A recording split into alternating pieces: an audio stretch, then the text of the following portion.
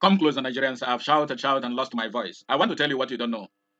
If Nigerians from other regions, elites from other regions, have sacrificed what an Igbo man have sacrificed to get the country working, we should have been like America, Spain, France, any first world country you can think of.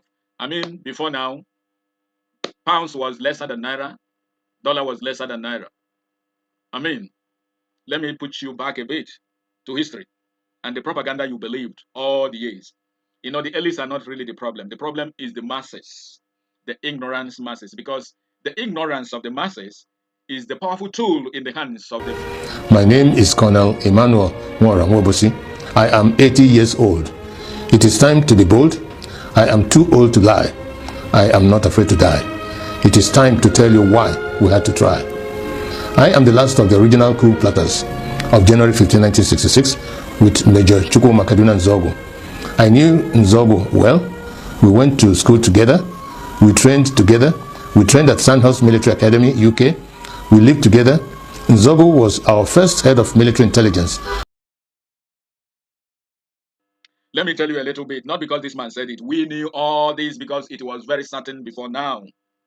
Why did January 15 boys stroke in January 1966? They struck because Nzogu's intelligence found out Ahmadu Bello and his cabal intention of a proposed Islamization to be announced on January 17th. They quickly hurried up to preempt it.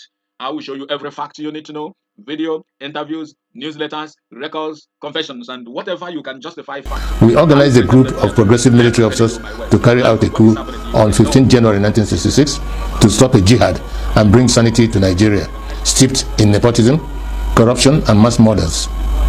The government of Tafawa Balewa, controlled by the premier of northern Nigeria, Ahmadu Bello, were using us in the army to repress the Middle Belt and Western Nigeria. Houses and cars were burnt, thousands were killed.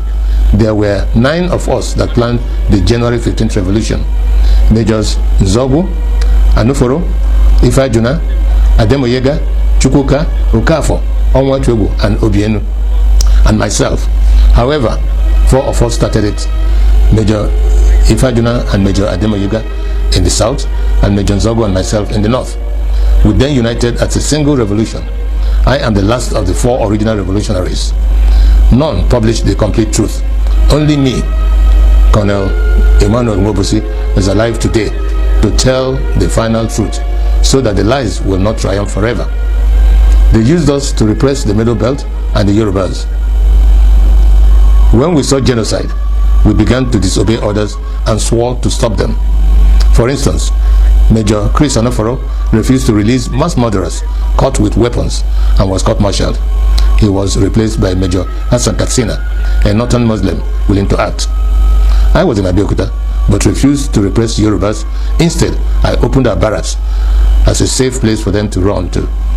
They told many lies about the January 15 boys to justify their genocide. But go back to the north and see what is happening there. Those guys are suffering hell, and they don't even care. They will still jump into fire to make sure that it is their own people. Tribalism has eaten up most of them, just like Yoruba people, who will always be betrayers. Whoever you can think of, Awolowo, who all the sacrifice was made to put into power after the war broke out, Ojukwu still reached an agreement with him. Please go with your own people. This relationship will not work.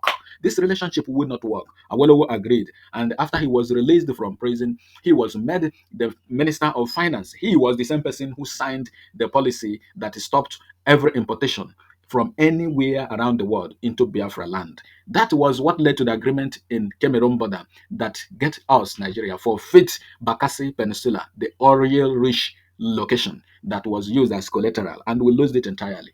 Awolowo did that. He was the one who signed that policy of forfeiture of all Igbo properties outside the southeast and termed them abandoned property. He was still the same who signed that policy that gave every Igbo man, no matter how many million you had in the bank, 20 pounds. And that today, the same evil in 1966 is being unleashed. As I watch, my sense of guilt has vanished, because we were not the evil. We were trying to stop the evil. That evil is radical Islamism. I have decided to speak out and warn the world of the impending disaster if we do not stop it. Each time radical Muslims plan a jihad in their religious mission to conquer the world, they will fail. But in the attempt, thousands and even millions will die. That happened to us in Biafra. At this point, let me differentiate between peaceful, law-abiding Muslims and radical Muslims who want to kill others, to force their religion on them. The problem is that wherever peaceful Muslims are, there are some radical Muslims amongst them. That is why they began a jihad in 1966. That is why we had to stop it. That is why they killed millions of our people. That is why we declared Biafra. Because we are a peaceful people, and oil and water can never mix. My story is a warning to Nigerians. For years, I was prevented from speaking the truth by exile, prison, harassment, poverty, surveillance, and death threats. Something about Ken Saro-Wiwa, who was one of the 1,000 men of Adakaboro, after he declared this Northern-sponsored June 12-day revolution in 1966 after the coup, because the intention was to cause commotion. They call it, it is called imbroglio ideology in politics, a situation whereby you cause problem, war, conflict, imbroglio, and the people will focus on that. You bend down and be doing what you're doing. That is the political ideology. Most of you don't know. Before sentence was passed, in his last public statement, Ken Saro-Wiwa made a final appeal for the people of the Niger Delta. There is no possibility whatsoever that I or Mossad would ever have planned any such action. And I will forever disavow it, no matter what any forum decides upon. I appeal to you, my Lord, for only one thing. The Ogoni people have suffered tremendously in this country. They have made tremendous contributions to this. Niger Delta itself is in serious trouble. We need every assistance that we can get. On the 31st of October, Ken Saro-Wiwa and 8 others were found guilty and sentenced to death by hanging.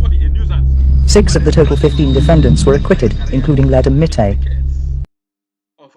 Ken Saro-Wiwa was used also because when he started asking questions about the environmental pollution in Ogoni, Abacha got him close and gave him some time, some attention, and want him to shut up. He refused. He sponsored him. He was like Abacha's boy.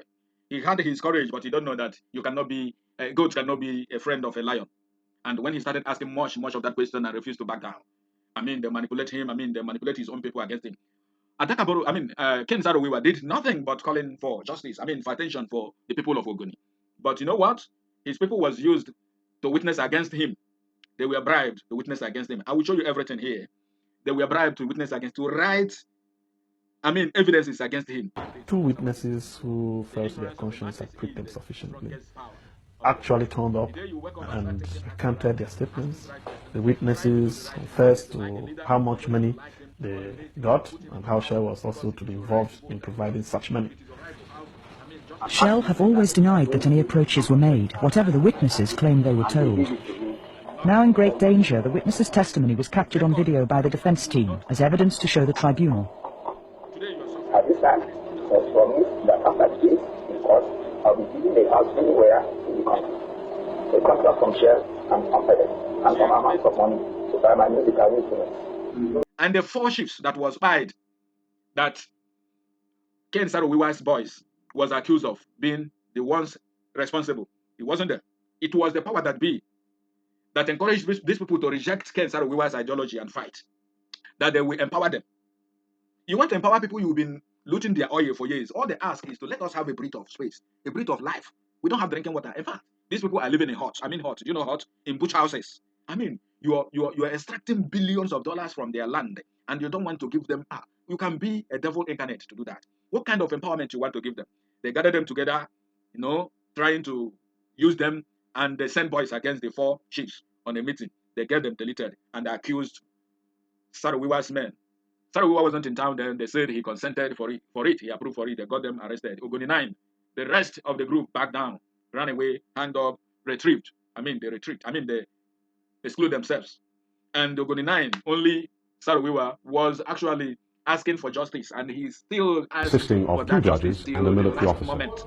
And those 3 people were personally appointed by the dictator of Nigeria, Abacha. 12 defendants were charged with physically taking part in the 4 murders. Saro-Wiwa and Ledum Mite were charged with having encouraged the killings, as was Dr. Kiobel, who complained about their families being intimidated. even my family at home and secretary to the chief of my village. He's been still being chastised by the armed forces. If justice is to be done, I plead the tribunal have to look into that. Let it be clear for the whole world to see, so that whatever decision you take, that justice will be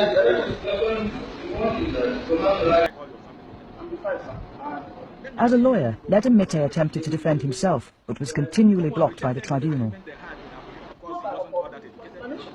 So I feel that at this stage, we cannot do so. I mean, there are some Yoruba men who can still keep to their words, but it's you, Tinubu. Tinubu will use Wike and later clean his butt on his face. He is waiting for 3032. I pray all of us be alive, but he will never say it. Who again?